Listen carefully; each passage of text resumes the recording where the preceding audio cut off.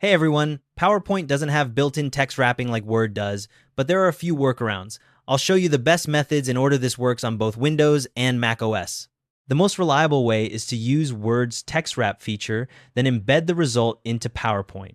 Start by opening a blank Word document and typing or pasting your text. Next, go to the Insert tab, click the Pictures drop-down, and choose where your image is stored. This device, stock images, or online pictures. Select your image and click Insert. Once the image appears, drag it into your text. You'll see a small Layout Options icon appear in the upper right corner of the image. Click that.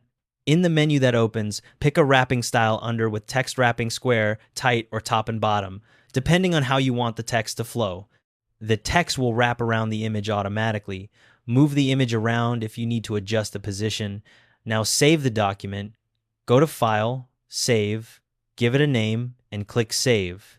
Close the Word document completely. This step matters. Switch to PowerPoint and open the slide where you want this content. Go to the Insert tab and click Object in the text section. In the dialog box that opens, select Create from File on the left, then click Browse. Find the Word document you just saved, select it, and click OK. Make sure the link checkbox is unchecked. After a moment, the text and image appear on your slide as an embedded object. If you need to edit it later, just double-click the object. It'll open Word editing mode right inside PowerPoint. If you need more flexibility or want to edit text frequently, you can use multiple text boxes instead. Insert your image first. Go to Insert, Pictures, locate your image, and add it to the slide. Resize and position it where you want it.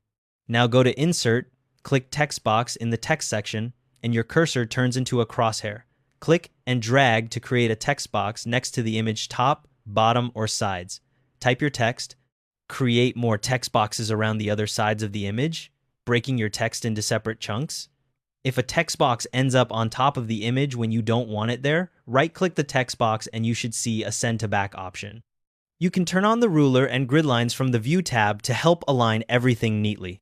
There's also a manual spacing method where you use the space bar and line breaks to push text around an image, but I don't recommend it.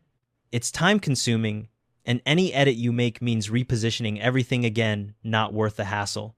To recap, use the Word Object method for static content that needs to look polished, or use text boxes if you need frequent editing. That's the full rundown. Thanks for watching. Hope this helped.